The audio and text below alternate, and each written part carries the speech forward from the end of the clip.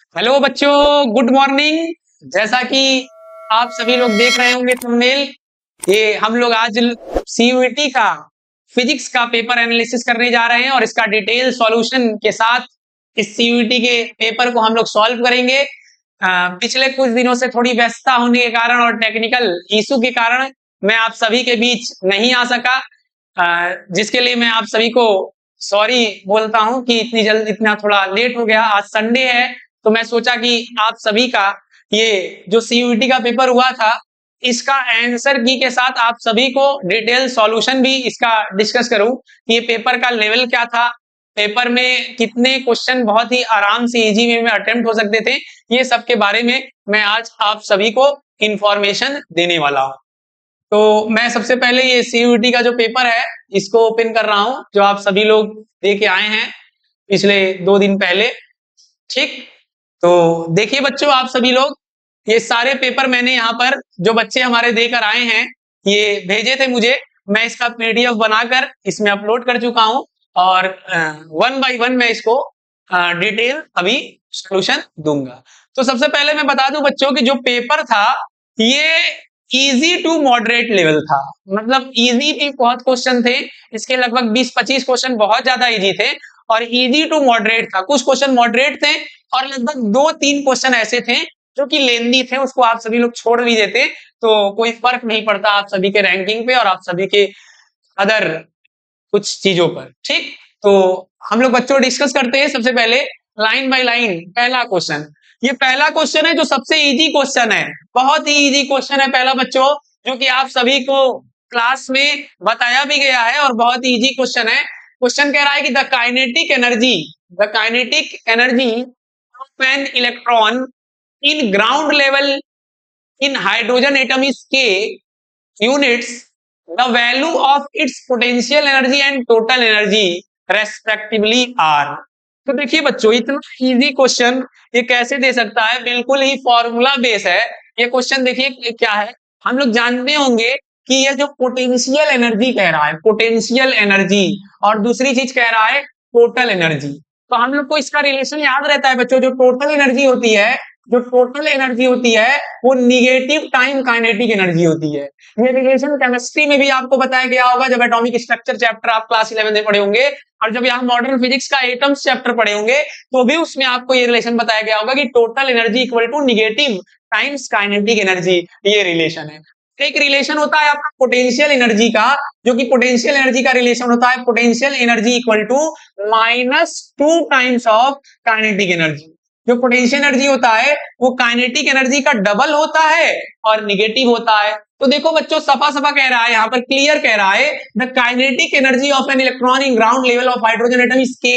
मतलब kinetic energy क्या दे दिया है, के दे दिया है। तो काइनेटिक एनर्जी दे दिया है तो टोटल एनर्जी हमारा क्या हो जाएगा, माइनस के हो जाएगा यहाँ से।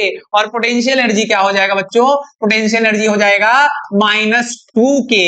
अब बस ऑप्शन मैच करा लीजिए। एक चीज यहाँ पर आपको ध्यान बहुत देना होगा, बहुत ज्यादा इंपॉर्टेंट है, कि पहले पोटेंशियल एनर्जी लिख रहा है और बाद में टोटल एनर्जी लिख रहा है। मतलब बाद में माइनस के और पहले -2 के।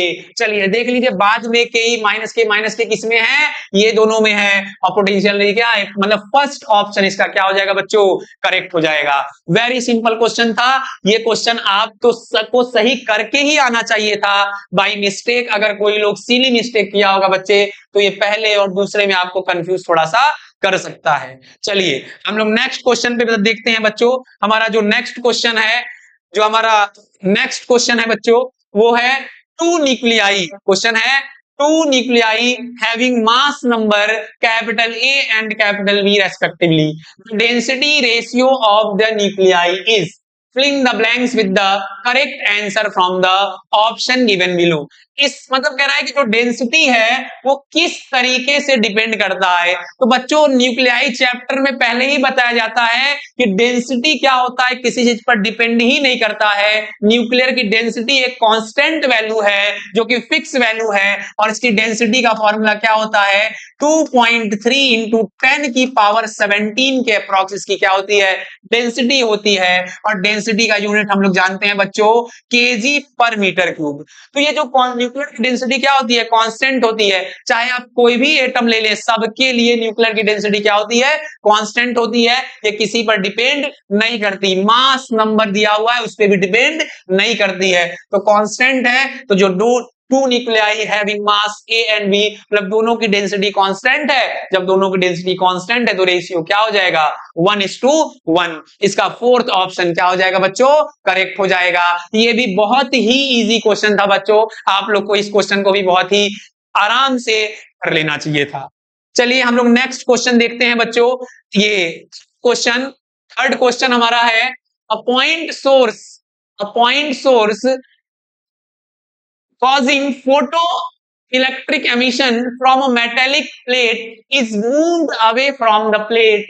The variation of photoelectric current with distance from the source is correctly represented by the graph. ये देखिए फोटो इलेक्ट्रिक इफेक्ट का ये भी थोड़ा सा इजी क्वेश्चन है, लेकिन इसको मॉडरेट बोल सकते हैं क्योंकि इसमें एक लाइन एक्स्ट्रा मिक्सअप किया है। The point source causing photo electric from metallic plate is moved away from the plate, मतलब यहां से फोटो इलेक्ट्रिक इफेक्ट का जो हमारा क्वेश्चन था उसको इंटेंसिटी के साथ थोड़ा सा मिक्सअप किया है, इंटेंसिटी के डिस्टेंस के साथ मिक्सअप किया है। तो इसको हम वेरी इजी क्वेश्चन तो नहीं बोल सकते हैं, इसको हम मॉडरेट लेवल का क्वेश्चन बोल सकते हैं कि ये क्वेश्चन हमारा जो है वो मॉडरेट लेवल है। चलिए मॉडरेट लेवल है तो इसको हम लोग देख लेते हैं। इनको टफ भी क्वेश्चन नहीं है बच्चों, क्योंकि हम लोग जानते हैं कि जो इंटेंसिटी है वो क्या होता है, डिस्टेंस के स्क्वायर के, मतलब डिस्टेंस बढ़ने के साथ साथ इंटेंसिटी क्या होती है बच्चों, घटती है।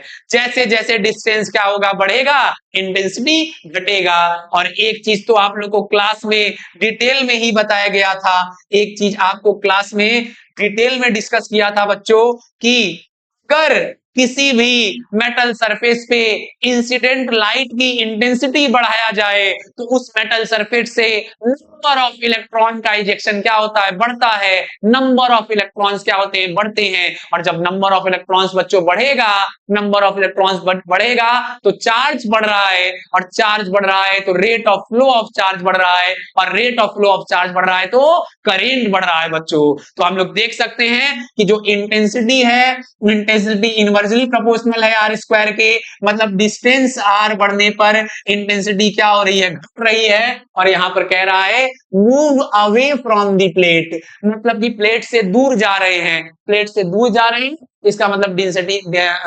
डिस्टेंस क्या हो रहा है, बढ़ रहा है। और जब डिस्टेंस बढ़ रहा है बच्चों तो इंटेंसिटी क्या हो रही है, घट रही है। और इंटेंसिटी डायरेक्टली प्रोपोर्शनल होता है क्या, फोटो इलेक्ट्रिक करेंट के, मतलब इंटेंसिटी बढ़ने पर नंबर ऑफ इलेक्ट्रॉन्स बढ़ेंगे, नंबर ऑफ इलेक्ट्रॉन्स बढ़ेंगे तो फोटो इलेक्ट्रिक करंट बढ़ेगा, मतलब कि इंटेंसिटी बढ़ने पर करंट क्या होगा, बढ़ेगा, और इंटेंसिटी घटने पर करंट क्या होगा, घटेगा। तो यहां पर इंटेंसिटी क्या हो रही है, घट रही है, क्योंकि प्लेट क्या हो रहा है, दूर जा रहा है। जब प्लेट दूर जा रहा है तो इंटेंसिटी क्या हो रही है, घट रही है बच्चों। तो हम लोग इसमें डिक्रीजिंग ग्राफ को देखेंगे।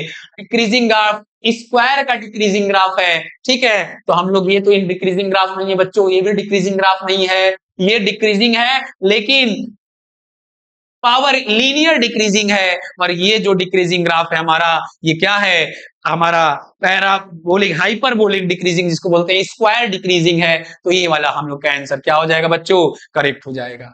चलिए हम लोग नेक्स्ट क्वेश्चन देखते हैं बच्चों। नेक्स्ट क्वेश्चन है हमारा, नेक्स्ट क्वेश्चन कह रहा है, a proton accelerated through a potential difference capital V.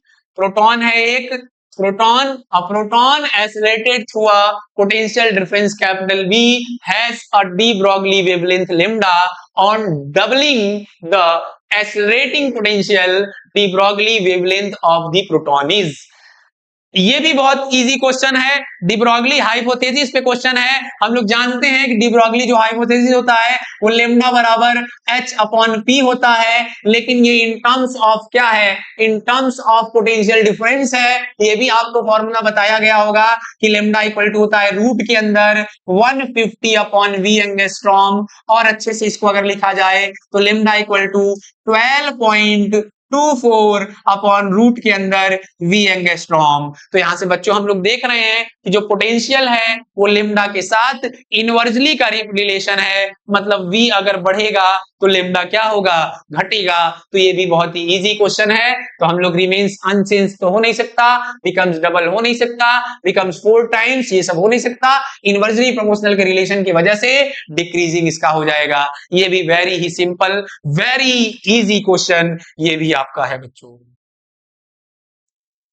Next question हम लोग देखते हैं। नेक्स्ट क्वेश्चन हमारा कह रहा है, नेक्स्ट क्वेश्चन कह रहा है कि the shortest wavelength emitted in hydrogen spectrum corresponding to different spectral line, different spectral line. तो हमारी जो सीरीज होती है वो कितनी सीरीज होती है हाइड्रोजन स्पेक्ट्रम में बच्चों, लाइमन, बामर, पास्चन, ब्रैकेट, पिफुंड, पिफंड, ये हमारी सीरीज होती है।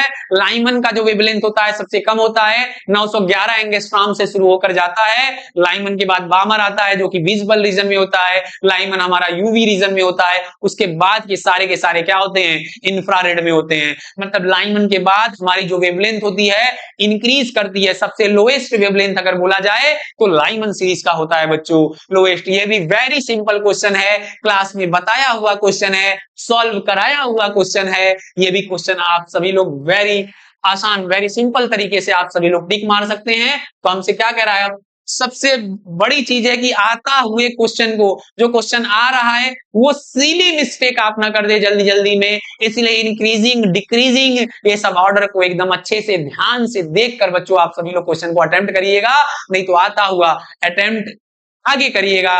और ध्यान से अगर देखा जाए इस क्वेश्चन को तो हम लोग देख रहे हैं कि क्या कह रहा है, क्वेश्चन में कह रहा है कि the wavelength arrange correctly in decreasing order. यहां पे थोड़ा सा सही तरीके से पीडीएफ नहीं दिख रहा है, तो जहां तक हमको समझ में आ रहा है कि ये डिक्रीजिंग ऑर्डर लिखा हुआ है, मतलब डिक्रीजिंग ऑर्डर हमें लिखना है, मतलब कि इसमें सबसे ज्यादा वेवलेंथ किसका है उसको पहले अरेंज करना है।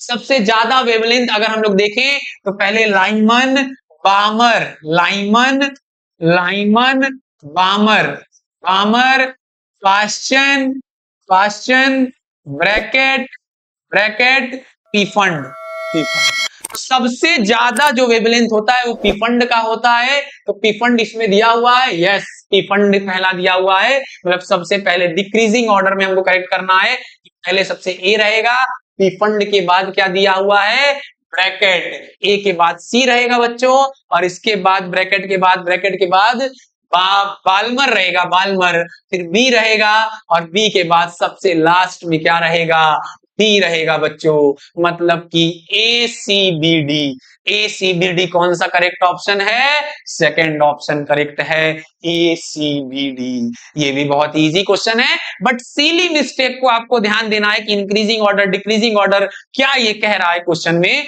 हमारा सेकंड ऑप्शन क्या हो जाएगा, करेक्ट हो जाएगा बच्चों। नेक्स्ट क्वेश्चन कह रहा है silicon can be doped, silicon can be doped, silicon, silicon को डोप्ड क्या किया, सिलिकॉन में क्या क्या डोप्ड कर सकते हैं ये हमारा कह रहा है। और इसमें कह रहा है to get a N type semiconductor, to get a N type semiconductor, N type semiconductor, दो टाइप के सेमीकंडक्टर होते हैं बच्चों।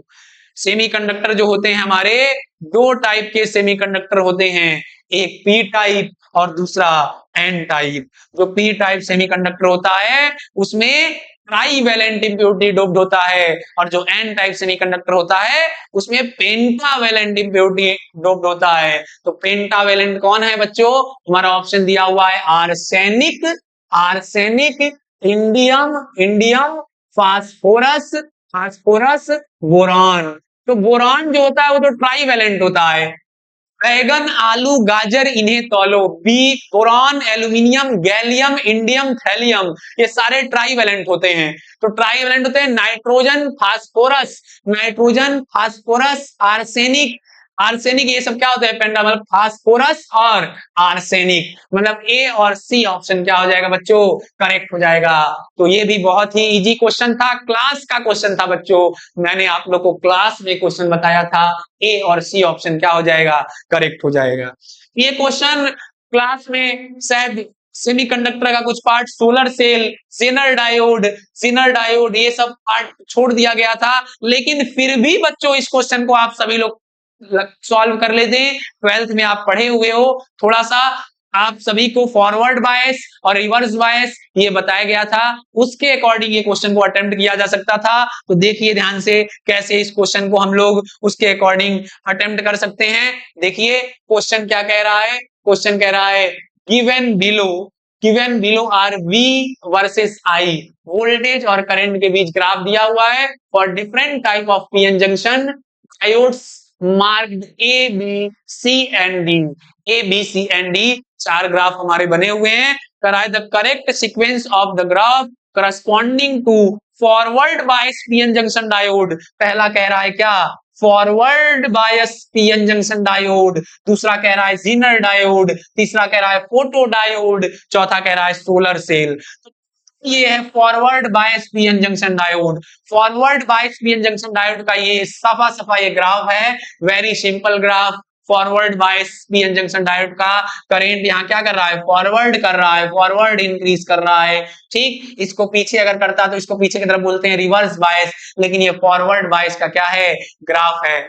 फॉरवर्ड बायस का ग्राफ मतलब डी वाला फॉरवर्ड बायस का ग्राफ है। तो डी एक ही ऑप्शन है बच्चों, एक ही ऑप्शन है जिसमें डी क्या है, सबसे पहले है। और सी वाला ये जीनर डायोड का होता है और ये हमारा फोटो डायोड का होता है, ये solar.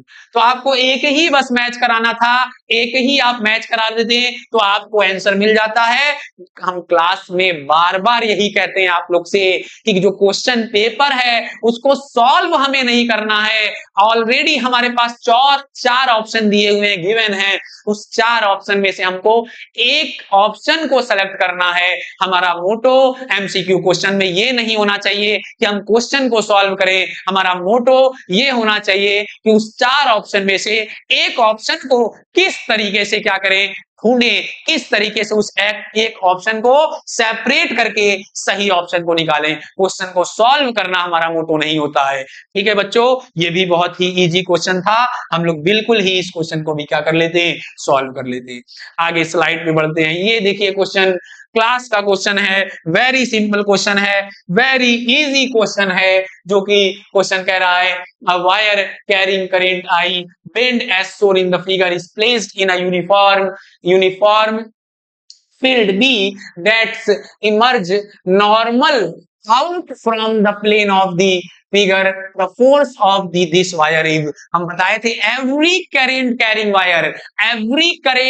wire placed in an external magnetic field, it experiences a force and that force is F equal to IBL sine theta. और यहाँ पर थीटा क्या है, 90 डिग्री है बच्चों, तो F इक्वल टू हो जाएगा IBL। और यहाँ पे ये भी आपको क्लास में समझाया गया था कि जो L है वो इफेक्टिव लेंथ है, वो इफेक्टिव लेंथ है, हम कह सकते हैं वो डिस्प्लेसमेंट है। तो यहाँ पर इनिशियल और फाइनल वायर के बीच में देखिए डिस्टेंस कितना है बच्चों, R तो ये हो गया और R ये हो गया और R ये हो गया, R टोटल कितना हो गया, जो इफेक्टिव लेंथ है 4R हो गया। B के जगह B और करंट क्या जा रहा है, I। 4BR ऑप्शन एक ही दिख रहा है यहाँ पर और किसी में ऑप्शन ऐसा नहीं दिख रहा है। अब इसका डायरेक्शन अगर हमको देखा जाए तो मैग्नेटिक फील्ड कहाँ है बच्चों, मैग्नेटिक फील्ड बाहर की तरफ है, मैग्नेटिक फील्ड हमारा हो गया बाहर की तरफ। करंट अगर देखा जाए तो इस तरफ है और फोर्स कहाँ लग रहा है बच्चों, फोर्स लग रहा है हमारा, फोर्स करंट मैग्नेटिक फील्ड बाहर की तरफ हो गया, करंट का डायरेक्शन क्या हो गया इधर। और फोर्स अगर हम लोग देखा जाए तो फ्लेमिंग क्या लगाना है हमें, फ्लेमिंग लेफ्ट हैंड रूल लगाना है। फ्लेमिंग लेफ्ट हैंड में हमारा क्या हो गया, मैग्नेटिक फील्ड बाहर की तरफ, करंट क्या है इस साइड है, फोर्स वर्टिकली डाउनवर्ड। तो हम लोग को फोर्स तो चेक ही नहीं करना था, directly vertically downward force check ही नहीं करना है, क्योंकि अगर इसमें दो ऑप्शन अगर 4IBR होता तब हम लोग डायरेक्शन भी वहां चेक करते, तब दोनों बोथ मैग्नीट्यूड एंड डायरेक्शन दोनों फाइंड करना रहता। तो ये क्वेश्चन शायद कुछ बच्चों को अगर फ्लेमिंग लेफ्ट हैंड रूल ना लगाने आता हो तो उनको दिक्कत होता। लेकिन देखिए फ्लेमिंग लेफ्ट हैंड रूल और right hand palm rule to find the direction of magnetic field applied to rule, Fleming left hand rule and right hand palm rule. According to Fleming left hand rule and middle finger shows the direction of क्या current and thumb indicates the force. Magnetic field क्या है बच्चों, बाहर की तरफ है, बाहर की तरफ हमने रख दिया और बीच वाले उंगली को करंट का डायरेक्शन रख दिया। जो हमारा थंब आ रहा है वो नीचे की तरफ क्या कर रहा है बच्चों, इंडिकेट कर रहा है। तो हमारा जो डायरेक्शन है वो वर्टिकली क्या हो जाएगा, डाउनवर्ड। ये भी इजी क्वेश्चन था, बिल्कुल ही क्लास का क्वेश्चन था और आप सभी लोग को ये क्वेश्चन भी क्या कर लेना चाहिए था, अटेम्प्ट कर लेना चाहिए था। ये भी रे ऑप्टिक्स का वेरी सिंपल क्वेश्चन है बच्चों, रे ऑप्टिक्स का वेरी सिंपल क्वेश्चन ये भी कह रहा है कि the refractive index of the material of an equilateral prism is √2 the angle of minimum deviation of that prism. Minimum deviation का एंगल पूछ रहा है, रिफ्रैक्टिव इंडेक्स, मिनिमम डेविएशन और एंगल ऑफ प्रिज्म में जो रिलेशन का फॉर्मूला होता है, जो कि क्लास 10th के बुक में भी लिखा होता है, n equal to sine delta minimum plus a/2 upon sine a/2। ये फॉर्मूला आप लोग को याद रहना चाहिए, याद कराया भी जाता है इस फॉर्मूला को। इस फॉर्मूला को अप्लाई करके हम लोग यहाँ पे सॉल्व कर देते हैं। चलिए बच्चों पूरा सॉल्व कर लेते हैं इसको। क्या आता है, n की वैल्यू क्या हो गई, √2 हो गई। साइन डेल्टा मिनिमम हमें निकालना है और क्या कह रहा है, क्या कह रहा है, इक्विलैटरल प्रिज्म कर रहा है, जिससे ए इक्वल टू क्या हो जाएगा, इक्विलैटरल प्रिज्म का 60 डिग्री हो जाएगा। हम अपने बेसिक मैथ के लेक्चर में भी इसको डिटेल में डिस्कस किए थे कि इक्विलैटरल प्रिज्म कहाँ होता है, क्या होता है बच्चों। ये बेसिक यूज है, फिजिक्स में बीच बीच में यूज आता होगा। तो इक्विलैटरल प्रिज्म की वजह से हम लोग यहाँ क्या लिख देंगे, 60 डिग्री अपॉन 2। यहाँ पे साइन 60 डिग्री अपॉन 2 लिखेंगे तो साइन क्या हो जाएगा, 30 डिग्री। ये इधर क्या हो गया, इंटू हो गया बच्चों। ये इंटू हो गया तो क्या हो गया, साइन 30 डिग्री 1/2 होता है, तो 1/2 इधर √2 इंटू 1/2 बराबर sign delta minimum plus 60 degree upon 2। इसको √2 इंटू √2 लिख देंगे तो यहां हो जाएगा 1/√2 equal to sine delta minimum plus 60 degree by 2। 1/√2 sine 45 degree की वैल्यू दी है, दोनों तरफ से साइन साइन क्या कर देंगे, एलिमिनेट कर देंगे। यहाँ 45 डिग्री आ गया तो 45 डिग्री बराबर delta m plus 60 degree upon 2। ये इंटू हो जाएगा, यहाँ हो गया 90 degree equal to delta m plus 60 और यहाँ से डेल्टा एम कितना आ गया बच्चों, 90 minus 60 30 degree. Option third option हमारा क्या हो जाएगा, करेक्ट हो जाएगा बच्चों। ये भी वेरी सिंपल क्वेश्चन था, इसको भी आप आराम से लिख सकते हैं, नोट कर सकते हैं और देख सकते हैं बच्चों। ठीक, आगे क्वेश्चन अगर हम देखें तो जो आगे का क्वेश्चन है हमारा, आगे की स्लाइड का जो हमारा क्वेश्चन है उसको देख लेते हैं। आगे हमारा क्वेश्चन नंबर 10, क्वेश्चन नंबर हमारा 10 ये है हमारा the transfer of integral number of. ये भी देखिए वेरी सिंपल क्वेश्चन है, इलेक्ट्रिक चार्जेस एंड फील्ड के पहले लेक्चर में बताया जाता है। Very simple question, the transfer of integral number of dash is one of the evidence of quantization of electric charge, filling the blanks with the correct answer of the from the option given below. तो देखिए ध्यान से, photons, nuclei, electrons और neutrons. Neutrons atoms के nucleus में होता है, photons particle होते हैं, लाइट्स के बंडल ऑफ छोटे छोटे पैकेट्स में जाते हैं। न्यूक्लियाई तो होगा ही नहीं बच्चों। इलेक्ट्रॉन्स का क्या होता है, ट्रांसफर होता है क्वांटाइजेशन ऑफ चार्ज में। पहले ही चैप्टर में इसको डिटेल में डिस्कस किया जाता है कि इलेक्ट्रॉन्स का क्या होता है, ट्रांसफर होता है। ठीक, ये बच्चों थोड़ा सा इसमें हम लोग देख सकते हैं। अगर हम लोग क्वेश्चन नंबर 11 देखें कि when a slab of insulting material 4 mm thick is introduced between the plate of a parallel plate capacitor of separation 4 mm, it is found that the distance between the plate has to increase by 3.2 mm to register the capacity of its original value। The constant का value पूछ रहा है बच्चों। ये भी simple question है। Capacitance का formula हम लोग जानते हैं, C equal to A epsilon naught upon D। अगर उसमें डाइलेक्ट्रिक इमर्ज हो जाता है तो फॉर्मूला हो जाता है KA epsilon not by D. ये दोनों फॉर्मूला को हम लोग अप्लाई करके इसको थोड़ा बहुत कैलकुलेशन करके, ये कैलकुलेशन इजी कैलकुलेशन है, इस mm को चेंज आप लोग कर लीजिएगा, चेंज करके इसको सॉल्व करेंगे तो इसका सेकंड ऑप्शन करेक्ट आता है, 5 वाला ऑप्शन। इसको भी आप खुद क्या कर सकते हैं, सॉल्व कर सकते हैं। ये 12 नंबर वाला क्वेश्चन थोड़ा सा इसको बोल सकते हैं टफ लेवल का क्वेश्चन था, थोड़ा सा टफ था, जिसको हम लोग क्या कर सकते थे, स्किप कर सकते थे। ये भी मैंने क्लास में बार बार बताया है बच्चों कि सारे क्वेश्चन आपको ऐसे नहीं मिलेंगे कि पूरा 50 के 50 क्वेश्चन आप अटेम्प्ट कर लें, उसमें 2-4 क्वेश्चन आपको उलझाने के लिए दिया जाएगा कि 2-4 क्वेश्चन में आप उलझ के रह जाएं और आपका टाइम बंद जाए और आप आगे के क्वेश्चन को क्या करें, सॉल्व ना कर पाए। 1-2 क्वेश्चन ऐसे रहेंगे जिसको आपको थोड़ा सा स्किप करके, अगर आपके पास पर्याप्त समय अंतिम में बचता है तो आप उस क्वेश्चन को क्या करिएगा, अटेम्प्ट करिएगा। ये थोड़ा सा 11th का इसमें कंसेप्ट क्या कर लिया है, मिक्सअप कर लिया है, क्लास में इसको मैंने भी डिस्कस नहीं किया था। ये क्वेश्चन था the copper ball of density 8 ग्राम पर CC and 1 centimetre of diameter is emerge in oil of density 0.8 gram per cc on the ball. If it remains just suspended in oil, the electric field intensity is इतना acting on a upward direction।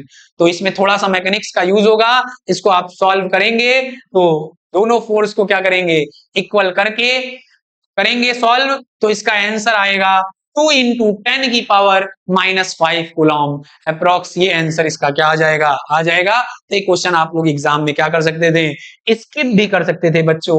1-2 question आप लोग को skip करना ही पड़ेगा, तभी आपका जाके क्या होगा, सिलेक्शन होगा। ठीक, नेक्स्ट क्वेश्चन हम लोग आपको देखते हैं। नेक्स्ट क्वेश्चन कह रहा है a metal wire is subjected to a constant potential difference when the temperature of the metallic wire increase, the drift velocity of electron is। ये भी बहुत ही सिंपल क्वेश्चन है बच्चों, बहुत ही सिंपल क्वेश्चन है, क्लास में बताया गया क्वेश्चन है और आपका करंट इलेक्ट्रिसिटी का ड्रिफ्ट वेलोसिटी से क्वेश्चन है। तो हम कहते बच्चों फॉर्मूला आप लोग बिल्कुल याद कर लीजिएगा। ड्रिफ्ट वेलोसिटी का formula in terms of electric field, drift velocity का formula in terms of potential. In terms of potential यहाँ कह रहा है metallic wire is subjected to a constant potential difference, मतलब उनको पोटेंशियल के डिफरेंस, पोटेंशियल के टर्म्स में ड्रिफ्ट वेलोसिटी का फॉर्मूला लिखना है, जो कि होता है Vd equal to small E capital E upon M E L tau. ये ड्रिफ्ट वेलोसिटी का फॉर्मूला है इन terms of potential. E electrons है जो कि कांस्टेंट वैल्यू है 1.6 into 10 की पावर -19।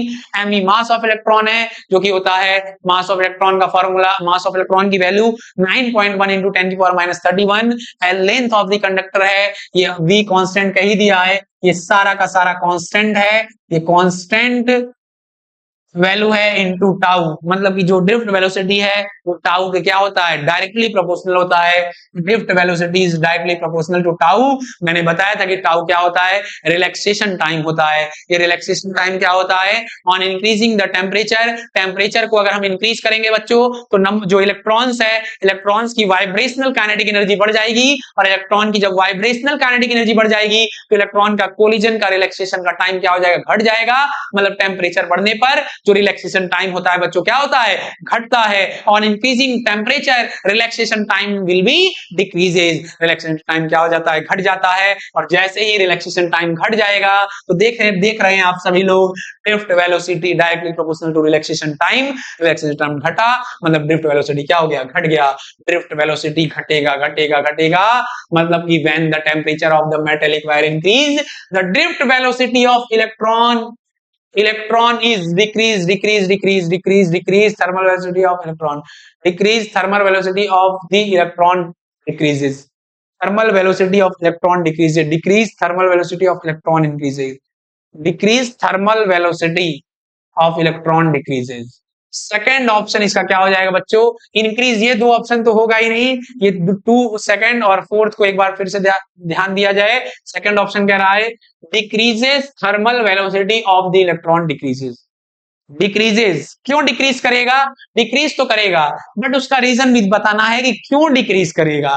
तो कह रहा है decreases thermal velocity of electron, क्या डिक्रीजेस, थर्मल वेलोसिटी जो है इलेक्ट्रॉन का वो क्या हो जाएगा, डिक्रीज कर जाएगा। और कह रहा है decrease thermal velocity of electron increases, velocity electron की जो रिलैक्सेशन है वो क्या हो जाएगी, घट जाएगी। जो इलेक्ट्रॉन का कोलिजन है वो क्या हो जाएगा, बढ़ जाएगा। इलेक्ट्रॉन का कोलिजन इलेक्ट्रॉन का कोलिजन क्या हो जाएगा, घट जाएगा। तो decreases thermal velocity of electron, decreases thermal velocity of electron, increases thermal velocity of electron increases. Second option इसका नहीं, फोर्थ ऑप्शन क्या हो जाएगा बच्चों, करेक्ट हो जाएगा। Decreases thermal velocity of electron increases. जो इलेक्ट्रॉन की थर्मल वेलोसिटी है क्या कर जाएगी, इंक्रीज कर जाएगी टेम्परेचर इंक्रीज करने पर। ठीक, तो ये भी इजी क्वेश्चन था, लेकिन सेकंड और फोर्थ में थोड़ा सा उलझाया था, तो उस उलझन को आप दूर करके आप फोर्थ ऑप्शन इसको क्या कर सकते हैं, करेक्ट कर सकते हैं। नेक्स्ट क्वेश्चन हम लोग देखते हैं बच्चों। नेक्स्ट क्वेश्चन कह रहा है for the given mixed combination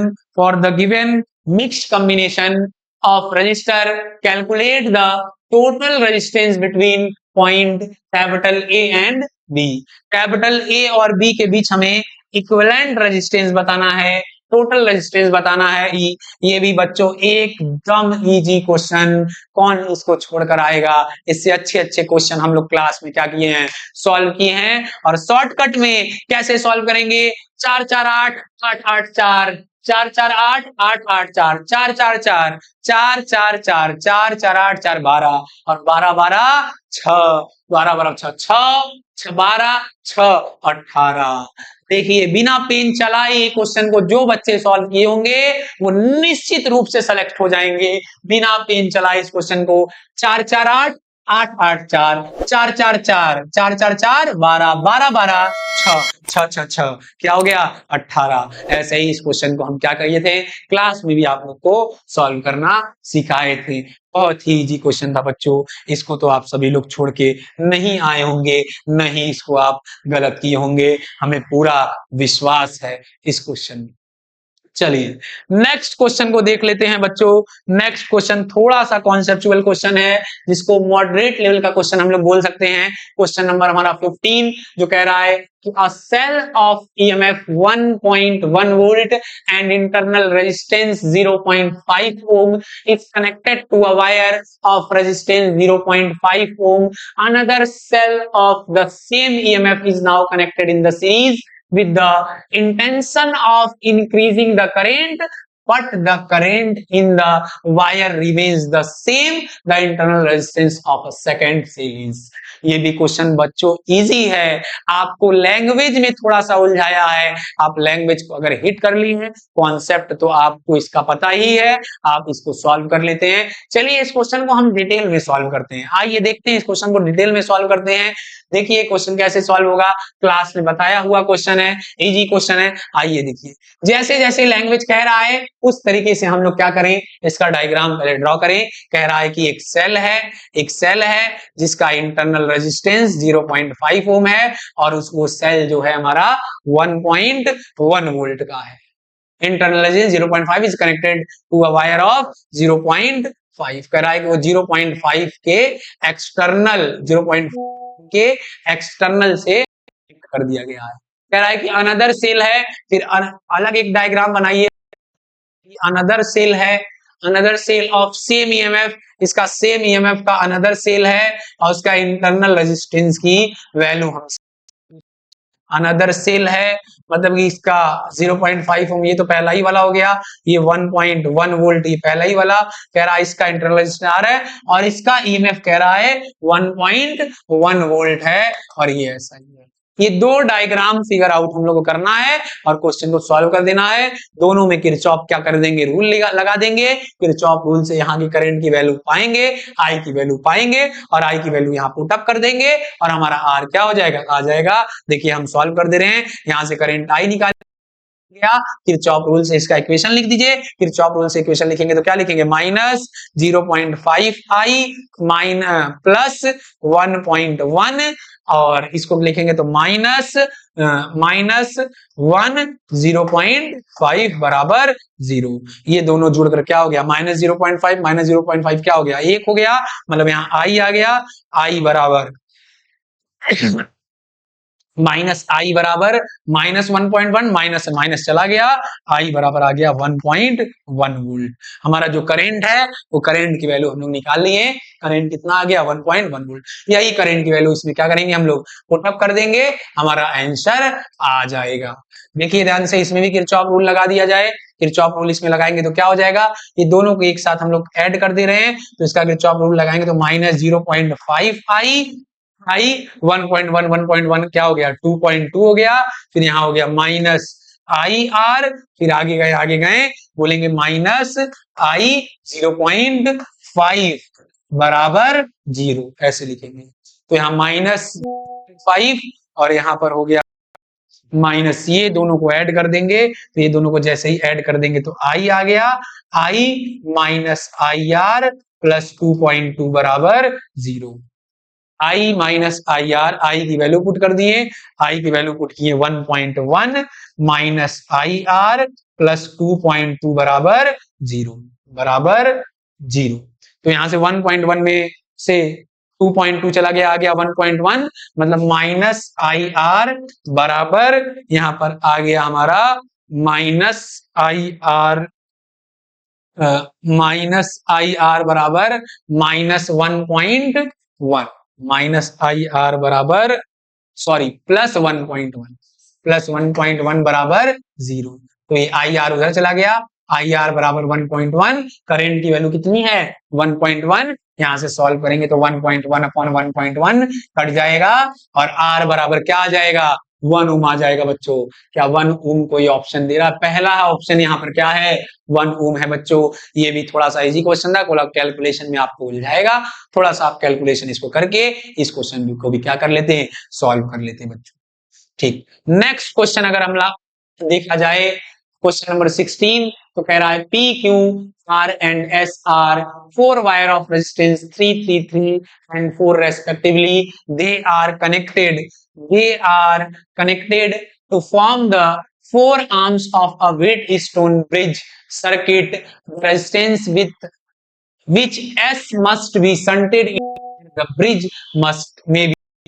यहाँ पर क्या करना है, व्हीट स्टोन ब्रिज का बैलेंस कराना है, व्हीट स्टोन ब्रिज को हमें बैलेंस कराना है बच्चों। यहाँ 3 दिया 3 दिया 3 दिया और एक को कितना दे दिया बच्चों 4 दे दिया। इस 4 को हमें बैलेंस कराना है, तो बैलेंस कराने के लिए ये भी कितना होना चाहिए, अगर ये 3 हो जाएगा, इधर वाला भी रेजिस्टेंस अगर 3 हो जाता तो ये क्या हो जाता बैलेंस हो जाता। तो इसके पैरेलल में हम लोग एक शंट रेजिस्टेंस को क्या करेंगे ऐड कर देंगे और उसको क्या करेंगे 3 के बराबर कर देंगे। तो 3 बराबर हमारा क्या हो गया, ये पैरेलल में है 2 बताए तो क्या हो जाएगा 4s अपॉन 4 प्लस s, ये उधर चला गया 4 3 जा 12 हो गया, प्लस इधर क्या आ गया 3s हो गया, यहाँ क्या हो गया 4s हो गया, 4s में से 3s गया s हो गया, s बराबर क्या आ गया 12 ओम। वेरी सिंपल ये भी क्वेश्चन था बच्चों। ये सब क्वेश्चन आप सभी लोग निश्चित रूप से उम्मीद करते हैं कि ये सब क्वेश्चन को आप सभी लोग सही करके आए होंगे। नेक्स्ट क्वेश्चन देखिए, क्वेश्चन नंबर 17 बच्चों, ये भी बताया हुआ क्वेश्चन है, क्लास में बिल्कुल कराया हुआ क्वेश्चन है। क्या कहा जाए इस क्वेश्चन में, अगर जो क्वेश्चन इस क्वेश्चन को जो लोग नहीं सॉल्व कर पाए होंगे तो थोड़ा सा, हाँ मानते हैं कि इसमें थोड़ा सा कॉन्सेप्ट यूज होगा। चलिए देख लेते हैं इस क्वेश्चन को भी, ये क्वेश्चन कैसे क्या होगा हमारा सॉल्व होगा। सारे क्वेश्चन लगभग मॉडरेट लेवल के आए हैं बच्चों और इजी लेवल के हैं, आप सभी लोग निश्चित रूप से इस क्वेश्चन को भी सॉल्व कर लिए होंगे। नेक्स्ट क्वेश्चन हमारा कह रहा है कि magnetic moment of a thin bar magnet is capital M. Thin bar magnet का जो मैग्नेटिक मोमेंट है वो कैपिटल एम दिया हुआ है, कैपिटल एम। मैग्नेटिक मूवमेंट का हम आपको फॉर्मूला बताए थे, डायरेक्शन इसका साउथ से नॉर्थ होता है और मैग्नेटिक मूवमेंट का जो फॉर्मूला होता है capital M equal to m into 12। Magnetic movement का एक फॉर्मूला और होता है m equal to I A, जहां जिसका यूज होता है हम लोग उसको अप्लाई करते हैं, लेकिन यहाँ करेंट वरेंट की कोई बात नहीं कर रहा कि ये फॉर्मूला को हम लोग इस्तेमाल करेंगे, ये वाले फॉर्मूला का इस्तेमाल करेंगे M equal to small m into n. तो कह रहा है कि the magnetic moment of a thin bar magnet is capital M if it is bend into semi circular form its new magnetic moment is. इसको कह रहा है कि सेमी सर्कल के रूप में हम लोग क्या कर दिए हैं, बेंड कर दिए हैं। जब सेमी सर्कल को बेंड कर दिए हैं बच्चों, तो देखिए मेरे बात को, इसका रेडियस क्या हो गया, आर हो गया, और ये जो टोटल इसकी लेंथ है, ये लेंथ की अगर बात करें, टोटल सर्कल होता तो 2 पाई आर होता, लेकिन आधा सर्कल है तो जो पाई आर है ये किसके बराबर हो जाएगा, ये पूरे लेंथ के बराबर हो जाएगा 12 के। यहां से अगर हम लोग आर निकाल लें तो आर इक्वल टू हो जाएगा 12 अपॉन पाई। आर की वैल्यू कितनी हो जाएगी बच्चों, 12 अपॉन पाई। आर की वैल्यू आ गया हमारा 12। बस अब क्या करना है, बस लगा देना है एम डैश बराबर एम इंटू, यहाँ पर अब इफेक्टिव लेंथ कितना है बच्चों, इफेक्टिव लेंथ यहाँ पर है हमारा 2 into l, 2 into r, 2 into r. Effective length यहाँ पर क्या है, capital M dash equal to m into 2 r. तो यहाँ लेंथ क्या है, 2 आर है। आर की वैल्यू यहाँ निकाल ली हो बच्चों, यहाँ पे उठा के क्या करो, रख दो, और हमारा आंसर आ जाएगा स्मॉल एम इंटू 2। आर की वैल्यू कितनी है, 12 अपॉन पाई। एम इंटू 12 को हम लोग क्या बोल सकते हैं, इनिशियल मैग्नेटिक मोमेंट बोलते हैं। तो एम डैश इक्वल टू क्या हो गया, 2m अपॉन पाई। क्या 2m अपॉन पाई कोई ऑप्शन है यहाँ पर, yes 2m upon pi fourth option है यहाँ पर। ये भी क्वेश्चन क्या था, इजी था बच्चों, आप सभी लोग सॉल्व कर लेते, इसको भी क्लास में बताया हुआ क्वेश्चन है, थोड़ा सा बस कॉन्सेप्ट इस पे क्या होगा, अप्लाई होगा बच्चों।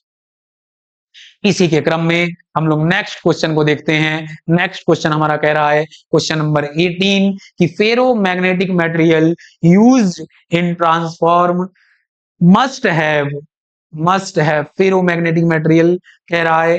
फेरो, ये थोड़ा सा आप सभी लोग को मैग्नेटिक मटेरियल का क्वेश्चन है, थोड़ा सा आप सभी लोग को इसका ध्यान रखना था कि ferro magnetic material used in transformer, ferro magnetic material transformer में यूज होता है।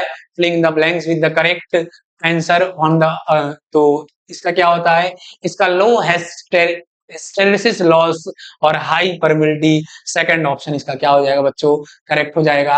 हाई परमिबिलिटी होता है इसका आपका ferromagnetic use in a transformer have high permeability and low hysteresis loss। Next question को देखते हैं बच्चों, करा है conducting ring of radius small r is placed in a varying magnetic field perpendicular to the plane of the ring if the rate at which the magnetic field varies in the electric field intensity at any point of the ring is। थोड़ा सा calculation question है, थोड़ा सा इसको बोल सकते हैं कि मॉडरेट लेवल का क्वेश्चन है, उससे थोड़ा सा अपर लेवल का क्वेश्चन है। इसको सॉल्व करेंगे अगर आप लोग, रिंग बना के conducting ring of radius r, varying magnetic field perpendicular to the plane of the ring if the rate at which the magnetic field vary x the electric field intensity। अगर इसको solve करेंगे बच्चों तो second option इसका correct है rx/2। Second option इसका correct हो जाएगा rx/2। नेक्स्ट क्वेश्चन को अगर हम लोग देखें, क्वेश्चन नंबर 20, क्वेश्चन नंबर 20 हमारा कर रहा है 50 hertz AC current of crest value of 1 ampere flows through the primary of a transformer if the mutual induction between the primary and secondary be 0.5 Henry, crest voltage induced the secondary is। इसको भी बच्चों solution अगर थोड़ा solve आप करेंगे, तो अगर हम सभी क्वेश्चन का पूरा सॉल्यूशन देने लगे तो हमारा वीडियो बहुत ही लेंदी हो जाएगा, 2-2.5 घंटे का चला जाएगा। तो हम कुछ कुछ को शॉर्टकट में ही बता दे रहे हैं, आप सभी लोग उसको क्या कर लीजिएगा, खुद से सॉल्व कर लीजिएगा। हम थोड़ा बहुत आप बता दे रहे हैं, हिंट दे दे रहे हैं कैसे सॉल्व होंगे, सारे क्वेश्चन का ओवरव्यू दे दे रहे हैं कि ये क्वेश्चन देखिए कैसे करा है कि ये 50 hertz of crest value is 1 ampere flows through the primary, or if a mutual induction between the primary and secondary be 0.5 Henry, the crest voltage induced in। तो इसका फॉर्मूला होता है E equal to di/dt। एक formula सुने होंगे, और E के जगह d5/dt लिखकर अगर आप सॉल्व करेंगे तो इसका आंसर आएगा 100 वोल्ट थर्ड ऑप्शन क्या हो जाएगा, करेक्ट हो जाएगा। इसके बाद कह रहा है next a long solenoid of diameter 0.1 m has 2 into 10 power 4 tons per meter at the center of a solenoid. A coil of 100 tons of radius 0.01 meter is placed with axis coincide with the solenoid. The current in the solenoid reduced at a constant rate to 0.1 ampere to इतना, if the resistance of the coil is इतना, then the total charge flow। ये भी calculation class में formula based question है, इसको अगर आप solve करेंगे तो सेकंड ऑप्शन इसका क्या आ जाएगा, करेक्ट आ जाएगा। नेक्स्ट क्वेश्चन हम लोग देखते हैं बच्चों, नेक्स्ट क्वेश्चन देखते हैं। कह रहा है कि lower half of a convex lens is made up of opaque, which of the following statement describe the image of the object placed in front of the lens। ये भी इजी क्वेश्चन है बहुत, अगर बहुत वेरी इजी क्वेश्चन है, अगर आप लोग देखेंगे तो इसका सी ऑप्शन क्या हो जाएगा, करेक्ट हो जाएगा। सी ऑप्शन इसका करेक्ट हो जाएगा, सी ओनली। ये भी वेरी इजी क्वेश्चन है। नेक्स्ट क्वेश्चन की बात करें, अगर क्वेश्चन नंबर 23 कह two slit are made up of 0.1 mm apart and the screen is placed 2 meter away, the fringe separation when a light of wavelength 500 nanometre is used. ये भी very simple question है, Young double slit experiment के base पर ये question है आपका बच्चों। अगर आप सॉल्व किए होंगे तो देखे होंगे कि इसका आंसर आपका 1 सेंटीमीटर आएगा। इस क्वेश्चन को भी आप सभी लोग सॉल्व कर लिए होंगे। सेकंड क्वेश्चन आपका ऑप्टिकल इंस्ट्रूमेंट से है। ऑप्टिकल इंस्ट्रूमेंट से ये क्वेश्चन कह रहा है for N astronomical telescope having objective lens of focal length 10 meter and eyepiece of a focal length 10 centimeter telescope is tube length of a magnificent इतना कौन सा, ये भी एस्ट्रोनॉमिकल टेलीस्कोप का आपको फॉर्मूला पता होगा, small capital F equal to F O upon F E होता है। और भी इसके formula length of a telescope क्या होता है, F O plus F E होता है। तो इसका अगर आप सॉल्यूशन करेंगे तो इसका सॉल्यूशन करेंगे तो फोर्थ ऑप्शन 10 सेंटीमीटर 100। अब नेक्स्ट क्वेश्चन को हम लोग देखते हैं। नेक्स्ट क्वेश्चन हमारा कह रहा है कि according to Bohr model the radius of the orbiting electron is directly proportional to n। कह रहा है रेडियस डायरेक्टली प्रोपोर्शनल क्या हो जाएगा, n हो जाएगा। तो जो रेडियस है ये पहला तो करेक्ट कह ही रहा है, जो रेडियस होता है फॉर्मूला वो होता है n स्क्वायर बाई z। तो कह रहा है according to Bohr model the radius of the orbiting electron is directly proportional to n।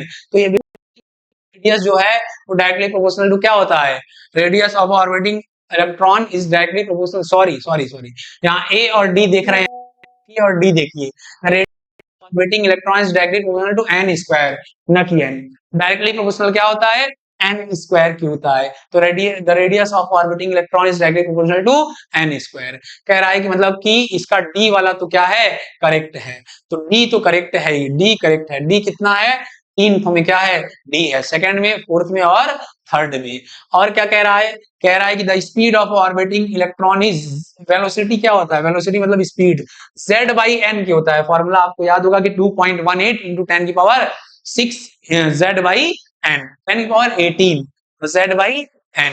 तो z by n inversely proportional का खेल है 1 बाई n का, मतलब the speed of orbiting electron is directly proportional to 1 by n, मतलब B option correct हो गया। D, B और डी अब किसमें है, बी और डी, बी और डी सेकंड में है, सब में है, बी और डी सेकंड, फोर्थ और थर्ड, बी और D. The magnitude of total energy of the orbiting electron is directly proportional to the,